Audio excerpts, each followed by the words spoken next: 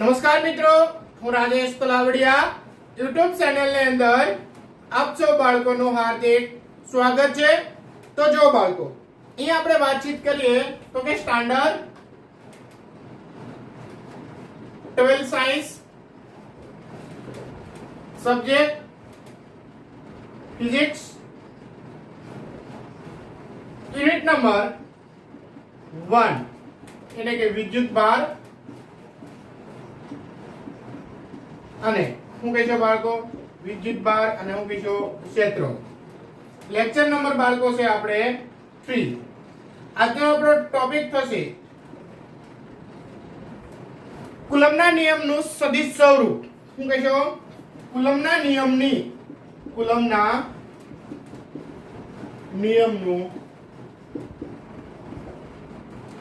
સદિશ સ્વરૂપ અને કુલમ્બના નિયમના સૂત્ર। હું સાંભળે બાળકો તો કે F બરાબર K Q1 Q2 upon R square આધારિત આપણે એક્ઝામ્પલ જોવાના છે। હું કીધું બાળકો આધારિત છે, આજ આપણે એક્ઝામ્પલ છે એને આપણે ડિસ્કસ કરવાની છે। એટલે કે પહેલા આપણે કુલમ્બના નિયમનું સદિશ સ્વરૂપ આપણે જોઈશું, ત્યારબાદ કુલમ્બના નિયમના સૂત્રનો ઉપયોગ કરી F K Q1 Q2 upon R square સૂત્ર આધારિત આપણે MCQ તથા એક્ઝામ્પલ ને આપણે છે એ આપણે ગણતરી જોઈશું। ઠીક છે, તો સૌપ્રથમ આપણે છે એ કુલમ્બના નિયમનું સદિશ સ્વરૂપ આપણે જોઈએ, ત્યારબાદ આપણે સૂત્ર આધારિત એક્ઝામ્પલ જોઈશું। પ્રશ્ન બાળકો આપણને આ રીતે પૂછાય છે કે કુલમ્બના નિયમનું સદિશ સ્વરૂપની ચર્ચા કરો।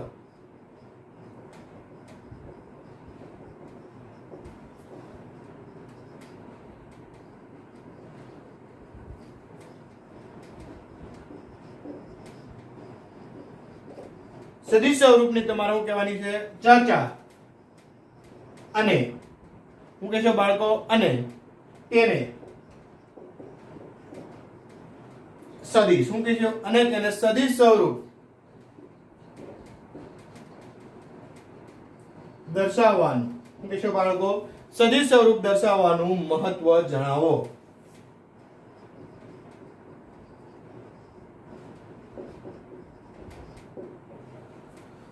તો જો અહીંયા બાળકો આપણે વાતચીત કરીએ તો ધારો કે અહીંયા તમારે કોઈ વિદ્યુત ભાર લેવાનો છે, માનો કે અહીંયા તમારે Q1 વિદ્યુત ભાર છે, અહીંયા તમારે Q2 વિદ્યુત ભાર છે। શું કહેશો બાળકો?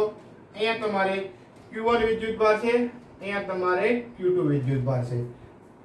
અહીંયા કોઈ તમારે ઉગમ બિંદુ છે, માનો કે O કોઈ છે તમારો શું છે? ઉગમ બિંદુ। ઠીક છે બાળકો, હવે આ ઉગમ બિંદુ એ સાપેક્ષ Q1 તમારે છે એ તમારે R1 સ્થાન સદિશ છે અને Q2 છે એ તમારે R2 સ્થાન સદિશ છે। તો Q1 અને Q2 છે એનો સ્થાન સદિશ તમારે શું થાય બાળકો? તમારે એનો સ્થાન સદિશ R21 ઇક્વલ ટુ તમારો થઈ જાય છે R2 માઈનસ શું થાય બાળકો? R1। R21 equal to R2 minus શું થશે? R1। આ એનો તમારે આ રીતે છે, તમારે એનો સ્થાન સદિશ છે એ તમારે બાળકો દર્શાવવાનો છે। પરંતુ અહીંયા તમે બળ લો, શું લેશો બાળકો? બળ। તો આ વિદ્યુત ભારનું બળ તમારે આ ડાયરેક્શનમાં દર્શાવી શકાય, અહીંયાથી આ વિદ્યુત ભારનું બળ તમે આ ડાયરેક્શનમાં દર્શાવો। તો અહીંયા તમે જે બળ દર્શાવો છો એ તમારે F12 સ્વરૂપે થાય અને અહીંયા તમે જે બળ દર્શાવો છો એ F તમારે 21 સ્વરૂપે થાય। શેના સ્વરૂપે? F તમારે 21 સ્વરૂપે તમારે થાય। તો અહીંયા આ રીતે હવે અહીંયા એક હું બીજી આકૃતિ ડ્રો કરું છું બાળકો। માનો કે અહીંયા એક વિદ્યુત ભાર છે, એક વિદ્યુત ભાર તમારે અહીંયા છે, ઠીક છે? તો કે આ વિદ્યુત ભાર તમારે આ ડાયરેક્શનમાં બળ લાગે છે અને આ વિદ્યુત ભારથી તમારે આ ડાયરેક્શનમાં બળ લાગે છે। અહીંયા તમારે Q1 વિદ્યુત ભાર અને અહીંયા તમારે Q2 વિદ્યુત ભાર, એટલે કે બંને વિદ્યુત ભાર છે ઈ વિદ્યુત ભારનું તમારે બળ છે ઈ તમારે ઓપોઝિટ ડાયરેક્શનમાં લાગે છે। શું થાય છે? ઓપોઝિટ, એટલે કે વિરુદ્ધ દિશામાં તમારે બળ લાગે છે। ઈ બળ તમારે વિરુદ્ધ દિશામાં, આ બળ છે એને તમે શું કહેશો F12, આ બળ છે એને F તમારે શું કહેશો 21. તો I નું તમારે કેન્દ્ર વિચારો. તો કે આ બળ છે એ તમારે વિરુદ્ધ દિશામાં ક્યારે તમારે લગાડી શકાય? તો કે Q1 અને Q2 એ વિદ્યુતભારનું મૂલ્ય 0 કરતા તમારે મોટું હોય ત્યારે બંનેનું તમારે બળ છે એ તમારે ઓપોઝિટ ડાયરેક્શનમાં છે એ તમારે લાગતું હોય છે.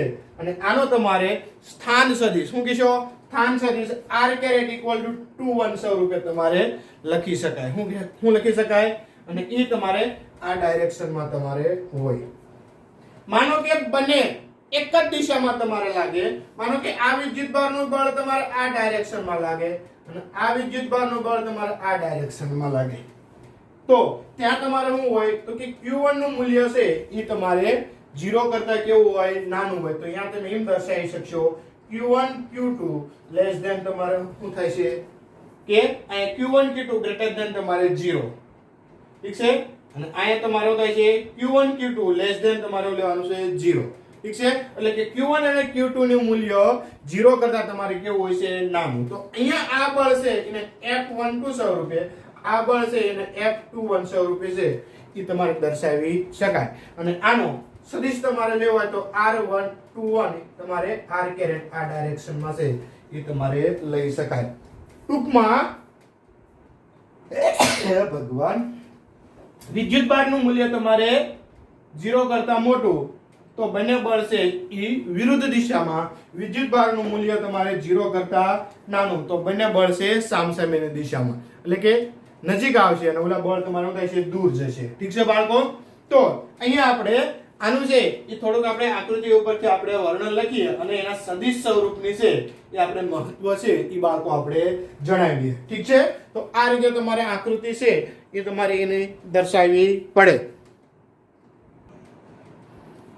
જો બાળકો અહીંયા આપણે આકૃતિ ઉપરથી છે એ આપણે થોડુંક વર્ણન લખીએ. શું કહીશું? તો કે ધારો કે વિદ્યુતભાર, ત્યાં વિદ્યુતભારો લીધા છે Q1 અને Q2. ધારો કે વિદ્યુતભારો કયા છે? તો કે ધારો કે વિદ્યુતભારો Q1 અને શું કહીશો Q2. શું કહીશો? તો કે વિદ્યુતભારો Q1 અને Q2 ના સ્થાન સદિશો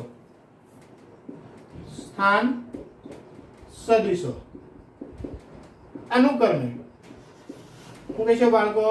R1 અને R2 છે જે આકૃતિમાં છે એ બાળકો આપણે દર્શાવેલા છે.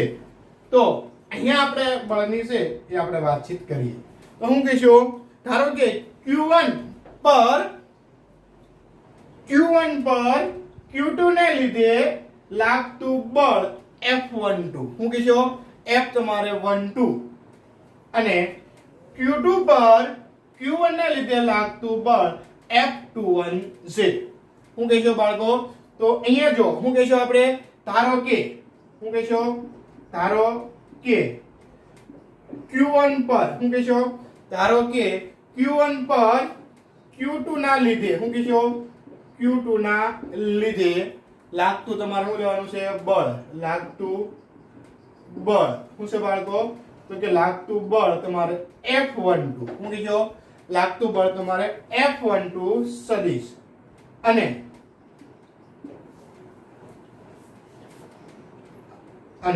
અહીંયા લખીએ આપણે. શું કહીશું? અને Q2 પર Q1 ના લીધે લાગતું તમારે શું કહેવાનું છે? લાગતું બળ જે તમારે શું છે? F21 તમારે થશે. શું કહીશું? F તમારે 21 તમારે થશે. તો અહીંયા છે બાળકો આપણે એમ કહી શકાય Q1 અને Q2 ને 1 અને 2 ના ક્રમ આપણે આપીએ. શું કહીશું?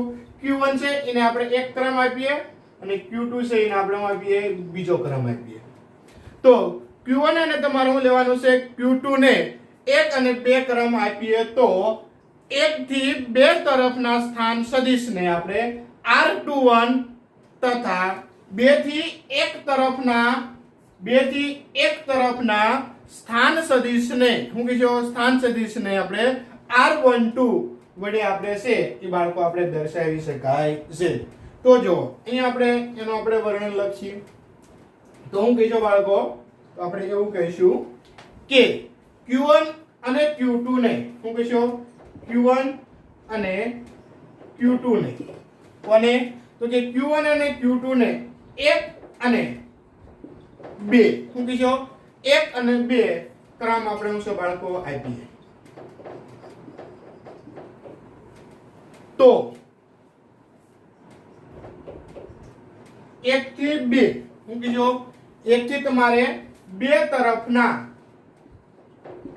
1 થી તમે હું કીધું 2 તરફના સ્થાન સદિશ તેના વડે R12 વડે હું કીધું સ્થાન સદિશ છે એને R21 વડે આપણે દર્શાવી શકાય. શેના વડે કે 21 વડે તથા હું કહીશું બાળકો તથા 2 થી 1 તરફના સ્થાન સદિશ હું કહીશું તો તમારું થાય છે R12 વડે તમારું થાય છે વડે છે એ તમારે દર્શાવાય છે. હું કીધું વડે છે તમારે દર્શાવાય છે. હવે આપણે અહીંયા આપણે ત્રિકોણનો નિયમ લગાડવાનો છે. શું કરવાનો છે બાળકો? ત્રિકોણનો નિયમ. તો કે સદિશના ત્રિકોણના સરવાળાની તમારે મદદથી તમારે આનું છે એ તમારે સદિશ સ્વરૂપે તમારે એનો સરવાળો છે એ તમારે કરવાનો થશે. ઠીક છે, તો એ આપણે જોઈએ. એ પેલા વર્ણન છે એક વખત તમને રિપીટ કરી દઉં. તો આપણે શું કહીશું, ધારો કે વિદ્યુત ભારો Q1 અને Q2 ના સ્થાન સદિશો અનુક્રમે R1 અને શું છે R2 છે. ધારો કે Q1 અને Q2 ના લીધે લાગતું બળ તમારે F12 અને Q2 પર Q1 ના લીધે લાગતું તમારે લેવાનું છે બળ 2 છે. આના પર 2 થી શરૂ કરવાનું. ઠીક છે બાળકો, તો કે Q1 અને Q2 ને 1 અને 2 ક્રમ આપીએ તો 1 થી 2 તરફના સ્થાન સદિશ R21 વડે અને 2 થી 1 તરફના સ્થાન સદિશને R12 વડે છે એ બાળકો છે આપણે દર્શાવાય છે. ઠીક છે, તો કે હવે આપણે સદિશ ત્રિકોણના સરવાળાની મદદથી આપણે આનું મૂલ્ય છે એ આપણે બાળકો લખીએ. ઠીક છે, હવે જો બાળકો હું આપણે કહીશું તો કે સદિશ સરવાળાના સદિશ ત્રિકોણના હું કહીશું તો કે સદિશ ત્રિકોણના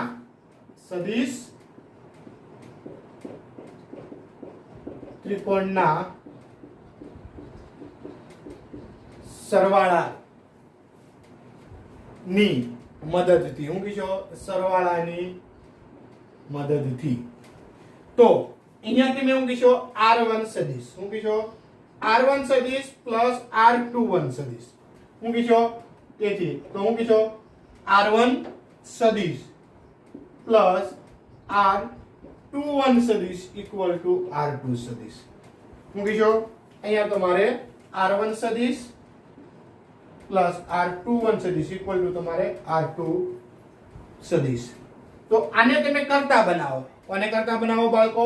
તો કે R2 સદિશને તમે કરતા બનાવો, R21 સદિશને કરતા બનાવો તો આ છે આ બાજુ આવે તો અહીંયા શું થઈ જાય R2 સદિશ માઈનસ તમારું થઈ જાય બાળકો R1 સદિશ. શું થઈ જાય R2 સદિશ માઈનસ તમારું થઈ જાય R1 સદિશ. અને આને આમ પણ લખી શકાય. શું છે બાળકો?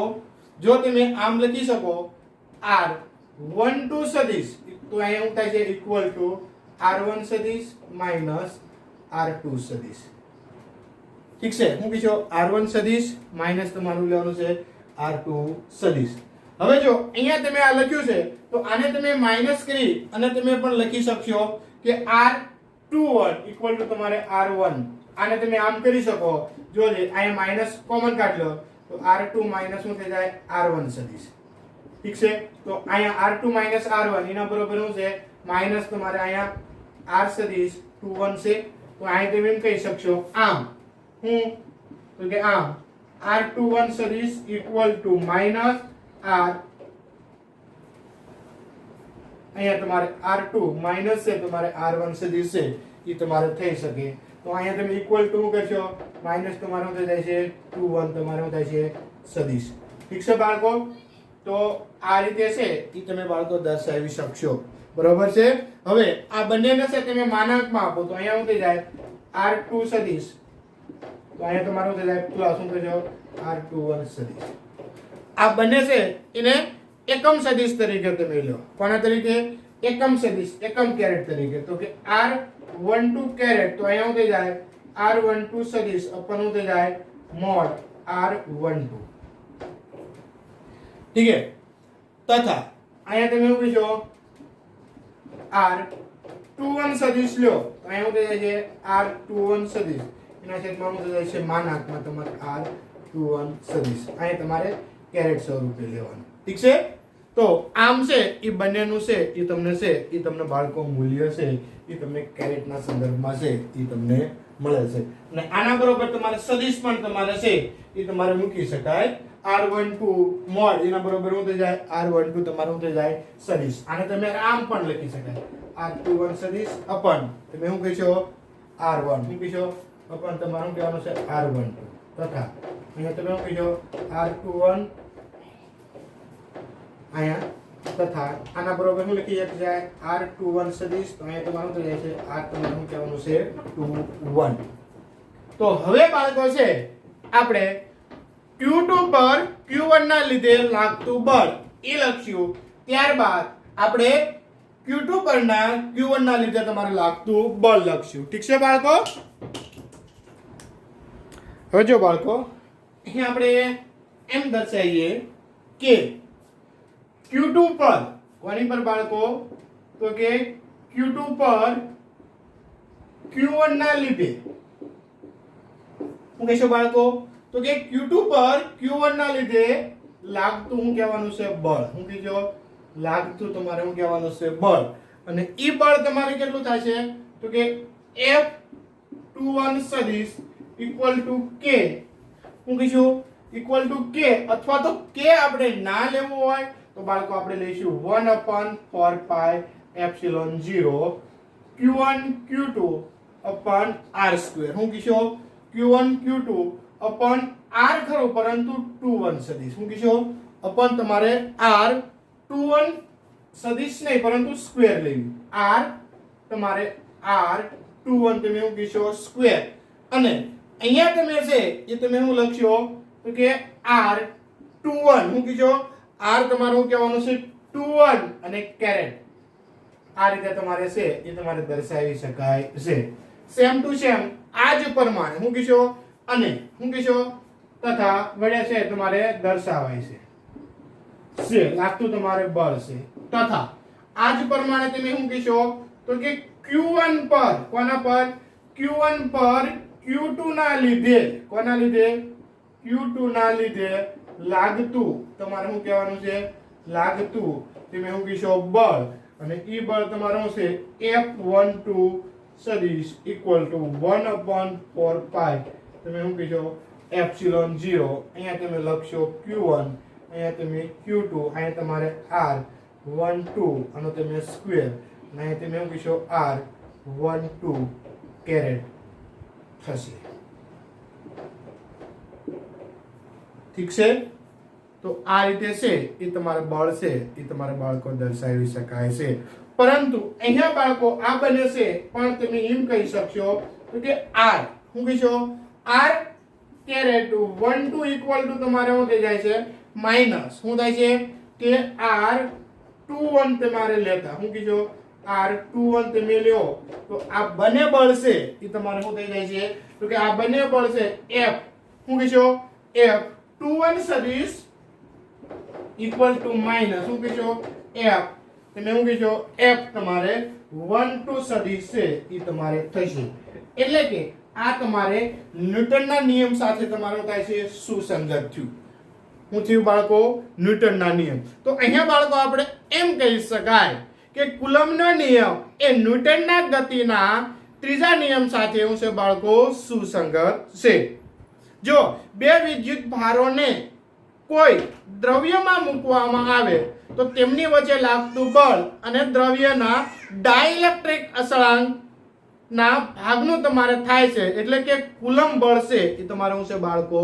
ઘટે છે. અને કુલમ્બનો નિયમ એ વ્યસ્ત વર્ગનો તમારે શું છે બાળકો? નિયમ છે. આ નિયમ અનુસાર વિદ્યુત બળ, આકર્ષણ અને અપાકર્ષણ એમ બે પ્રકારનું તમારે હોય છે. કોઈ પણ બે વિદ્યુત ભારો પર લાગતું બળ પર ત્રીજા વિદ્યુતભારની અસર થતી નથી. શું છે બાળકો? અસર થતી નથી. આથી કુલમ બળને ટુ બોડી ફોર્સ કહે છે. શું કહીશો? કુલમ બળને છે એ તમારે ટુ બોડી તમારે શું કહેવાનું છે? ફોર્સ છે એ તમારે કહે છે. તો ખાસ બાળકો અહીંયા તમે યાદ રાખજો કે કુલમનો નિયમ એ તમારે વ્યસ્ત વર્ગનો તમારે શું છે? નિયમ છે. હવે આપણે કુલમના સૂત્ર પરથી આપણે 1 2 છે એ આપણે એક્ઝામ્પલ છે એ બાળકો આપણે ગણતરી કરીએ. તો જો આપણે એક રકમ લઈએ. જો બાળકો અહીંયા આપણને એક રકમ આપી છે 2 × 10⁻⁷ કુલમ. શું કહીશો? 2 × 10⁻⁷ કુલમ અને 3 × 10⁻⁷ કુલમ વિદ્યુતભાર ધરાવતા અને એકબીજાથી હવામાં કેટલા સેમી અંતરે? તો કે 30 સેમી અંતરે રહેલા બે વિદ્યુતભારિત ગોળાઓ વચ્ચે કેટલું બળ લાગતું હશે? તો અહીંયા આપણે ગિવન ડેટા લખીએ બાળકો. Q1 વિદ્યુતભાર આપ્યો છે તો કે 2 × 10⁻⁷ કુલમ. Q2 વિદ્યુતભાર આપ્યો છે 3 × 10⁻⁷ કુલમ. અંતર આપ્યો છે r બરાબર તમને 30 સેમી એટલે હું કહીશો બાળકો 30 × 10⁻² મીટર. તો બંને ગોળા વચ્ચે લાગતું બળ એટલે તમારે શું મેળવવાનું છે? F. તો અહીંયા બાળકો તમે એમ કહી શકશો અને k બરાબર આપણે જાણીએ છીએ. k બરાબર આપણે કેટલા લીધું? 9 × 10⁻⁹ કહેશો 9. એકમ આપણે શું લીધો? તો કે ન્યૂટન મીટર સ્ક્વેર બાય તમારે શું લેવાનું છે? Coulomb square. તો હવે આપણે સૂત્ર જાણીએ છીએ. તો F = છે k Q1 Q2 અપન તમારે શું કહેવાના છે? r square. આ k એટલે કેટલા લીધો? 9 × 10⁻⁷ કહેશો 9. Q1 તમે કેટલા લીધો? તો કે 2 × 10⁻⁷. Q2 કેટલા લીધો? તો કે 3 × 10⁻² કહેશો -7. R1 સ્ક્વેર તો અહીંયા તમારે ફેરવી નાખેલા છે તો કે 30 × 10⁻². અથવા તો અહીંયા આપણે એમ કહી શકીએ 10⁻². આનો તમારો થાય વર્ગ. તો જો અહીંયા આપણે શું થાય? કેલ્ક્યુલેશન આપણે કરીએ એટલે અહીંયા 6 અને તમારે કેટલા થાય? 9 એટલે 54 અને 14 અને 10⁻⁻ શું થાય છે? 5. અહીંયા તમારે કેટલા થાય છે? 900. 30 નો વર્ગ તમારો થાય છે 900 અને 10⁻⁻ શું થઈ જશે? 4. બે મીંડા આની સાથે જાય એટલે કેટલા વધે? -2. -2 ઉપર જાય એટલે કેટલા થઈ જાય? +2. માઈનસ માંથી +2 જાય એટલે -3. અહીં 9 શબ્દ કેટલા થઈ જાય? 54. એટલે 6 × 10⁻³ ન્યૂટન. પરંતુ આટલું તમારે બળ લાગે છે. પરંતુ આ બળ છે એ બાળકો બંને વિદ્યુતભારો કેવા છે? સમાન છે. એટલે આ બળ છે એ તમારે કેવા પ્રકારનું લાગશે? તો કઈ અપાકર્ષણ પ્રકારનું બળ લાગશે. કેવા પ્રકારનું? તો કે અપાકર્ષણ પ્રકારનું છે એ તમારે બળ લાગે. ઠીક છે બાળકો? કેવા પ્રકારનું બળ લાગશે? તો કે અપાકર્ષણ પ્રકારનું તમારે બળ લાગે છે. જો અહીંયા એક વિદ્યુતભાર તમારે ધન હોય અને એક વિદ્યુતભાર તમારે ઋણ હોય તો કેવા પ્રકારનું બળ લાગશે? આકર્ષણ પ્રકારનું. પરંતુ અહીંયા બંને વિદ્યુતભારો તમને કેવા આપેલા છે? ધન. માટે બળ તમારે કેવું લેવાનું છે? અપાકર્ષણ પ્રકારનું. ઠીક છે? તો આ આપણે 1.1 ની આપણે કેલ્ક્યુલેશન કરી. આવો ને આવો હજી આપણે એક એક્ઝામ્પલ જોઈએ. જો બાળકો અહીંયા આપણને એક્ઝામ્પલ નંબર 1.2 સ્વાધ્યાય રકમ આપેલી છે કે 0.4 માઇક્રો કુલમ વિદ્યુતભાર ધરાવતા એક નાના ગોળા પર બીજા -0.8 માઇક્રો કુલમ વિદ્યુતભાર ધરાવતા નાના ગોળા વડે હવામાં લાગતું સ્થિત વિદ્યુત બળ 0.2 ન્યૂટન છે. તો કીધું છે બે વિદ્યુતભારો વચ્ચેનું અંતર કેટલું હશે? હું પૂછ્યું છે આપણને બાળકો અંતર. બી આપણને પૂછ્યું છે બીજા ગોળા પર પ્રથમ ગોળાને લીધે લાગતું બળ. હું કહીશો તો અહીંયા આપણે પેલા ગિવન ડેટા લખી નાખીએ તો કે અહીં હું કહીશું બાળકો Q1 બરાબર કેટલા છે? તો કે 0.4 માઇક્રો કુલમ એટલે કે 0.4 10⁻⁶ કુલમ. Q2 બરાબર કેટલા છે? માઇનસ 0.8 માઇક્રોકુલમ. તો અહીંયા કેટલા થશે? Minus 0.8 into 10⁻⁻6 coulomb. બંને વચ્ચેનું બળ આપ્યું છે F. F બરોબર તમે કેટલા કહેશો? તો કે 0.2 ન્યૂટન. તો બંને વચ્ચેનું અંતર એટલે તમારે શું મેળવવાનું છે? R. ઠીક છે? આ તમને પહેલું પૂછ્યું છે A. B તમને શું પૂછ્યું છે? તો કે બીજા ગોળા પર પ્રથમ ગોળાને લીધે લાગતું તમારે શું કહેવાનું છે? બળ. બરાબર છે? B તમને એવું પૂછ્યું છે, બીજા ગોળા પર પ્રથમ ગોળાને લીધે તમારે શું લેવાનું છે? લાગતું બળ. બીજા ગોળા પર પ્રથમ ગોળાને લીધે શું કહેશો બાળકો? લાગતું તમારે શું કહેવાનું છે? બળ. ઠીક છે? તો આ આપણો છે બાળકો ગિવન ડેટા. તો જો હવે અહીંયા આપણે એની ગણતરી કરીએ તો આપણે સૂત્ર આપણે જાણીએ છીએ. સૂત્ર શું છે? F બરાબર K Q1 Q2 અપન તમારે શું કહેવાના છે? R square. R સ્ક્વેર ને તમે કરતા બનાવો. R તમારે છે એ તમારે મેળવવાના છે. તો R સ્ક્વેર ઇક્વલ ટુ થઈ જાય F Q1 Q2 sorry K Q1 Q2 અપન શું થઈ જાય F. અહીંયા તમે કિંમત મૂકો. 9 * 10⁻⁹ કરશો 9. Q1 એટલે કેટલા છે? તો કે 0. તમારે કેટલા કરશો? 4. શું કીધો? 0. તમારે 4 10⁻⁻ તમે શું કહેશો? 6. આનું મૂલ્ય લઈ લો. માઈનસ તમારે કેટલા લેવાનું છે? તો કે અથવા તો અહીં r છે તો એનો તમે અહીં પર વર્ગમૂળ કાઢ લો. તો આ બધું તમારે વર્ગમૂળની અંદર તમારે ઉતરી જાય ધન. તો અહીંયા તમે કેટલા મૂકશો? તો કે 0. તમારે શું કરવાના છે? 8 10⁻⁻ એટલે માઈનસ રાખો. ચલો તો આપણે ઉતરી જાય છે પ્લસ. માઈનસ શું કરશો? તો કે 6 અપન તમારે કેટલા કરવાના છે? f એટલે શું કહેશો? 0. શું થાય છે? 2. તો અહીંયા જો અહીંયા તમારે 2 વડે ભાગ ઉડી જાય. કેટલા થઈ જાય? 2. અહીંયા તમારે 8 2 ને તમારે કેટલા થઈ જાય? 16. બરાબર? એક પોઈન્ટ છે એ આપણે ખસેડી નાખશું. તો અહીંયા તમારે -6 12. અહીંયા તમારે +3 કેટલા થાય છે? પ્લસ તમારો થાય છે 3. તો કે 14 પોઈન્ટ તમને કેટલા વધશે અહીંયા? તો કે 14.4 અને 10 કેટલા થાય છે? માઈનસ તમારો થાય છે 3. એક પોઈન્ટ તમે ખસેડો તો અહીં તમારે કેટલા થઈ જાય? 144 અને 10 શું થઈ જાય? 4. આ તમારું છે r². આનું વર્ગમૂળ કાઢો એટલે r બરોબર તમને કેટલા મળે? તો કે અહીં તમારે 12 અને અહીંયા તમારે કેટલા મળે? 12 અને અહીંયા 10 તમને કેટલા મળે? 2. આ તમારું છે મીટરમાં જવાબ આવે. શું આવે? મીટરમાં. કે 12 * 10 શું થાય છે? 2. તમે એવું કહીશો મીટર. અથવા તો આ જવાબને આમ પણ લખી શકાય. r બરાબર 0. શું થાય છે? 12 મીટર. ઠીક છે? આટલું બંને વચ્ચેનું અંતર તમારે શું હોય બાળકો? આટલું હોય. કેટલું? તો કે 0.12 મીટર અથવા તો r બરાબર 12 * 10⁻² મીટર જેટલું છે એ તમારે છે એ બાળકો તમારે બળ લાગતું હોય છે. ઠીક છે? હવે જો હવે અહીંયા આપણે બીજા ગોળા પર પ્રથમ ગોળાને લીધે લાગતું બળ કેટલું હોય છે? બંને વિદ્યુતભાર આપેલા છે, અંતર આપેલું છે. તો અહીંયા આપણે ન્યૂટન ગતિના બીજા નિયમ પ્રમાણે છે એ આપણે કહી શકશું.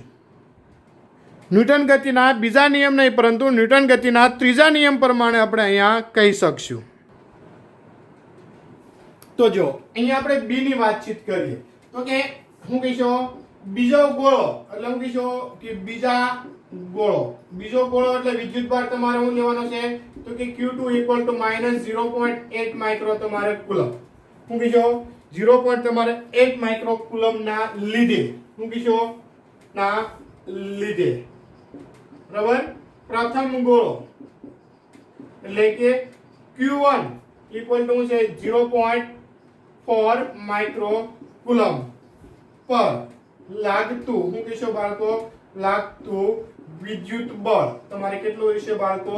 તો કે 0.2 ન્યૂટન છે એ તમારે લાગે છે. શા માટે?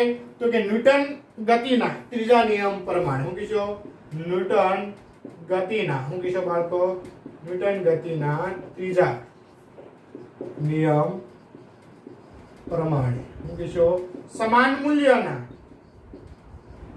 મૂલ્યના અને પરસ્પર વિરુદ્ધ દિશામાં લાગે વિરુદ્ધ દિશામાં હું છે બાળકો લાગે છે અને આ બળ કેવું હોય છે બાળકો તો કે આ બળ છે એ તમારે આકર્ષણ પ્રકારનું છે કેવું છે બળ લાગે છે અને આ બળ શું છે તો કે આ બળ આકર્ષણ પ્રકારનું હશે શું છે આકર્ષણ પ્રકારનું હશે શા માટે તો કે એક વિદ્યુત ભાર તમારે ધન છે અને એક વિદ્યુત ભાર તમારે કેવો છે બાળકો ઋણ છે માટે બળ લાગશે તમારે કેવો તો કે આકર્ષણ પ્રકારનું લાગશે પરંતુ 0.2 ન્યૂટનનું બળ આકર્ષણ પ્રકારનું છે એ તમારે બાળકો લાગશે ઠીક છે તો ત્રિજ્યા વચ્ચેનું તમારે બંને વચ્ચેનું તમારે અંતર એટલે કે r અને એટલું તમારું થાય છે બળ લાગશે તો આ લેક્ચરની અંદર બાળકો આપણે અહીંયા સુધી રાખીએ હવે પછીના લેક્ચરમાં આપણે છે એ વધારે આપણે આગળ છે એ આપણે ડિસ્કસ કરીશું ઠીક છે બાળકો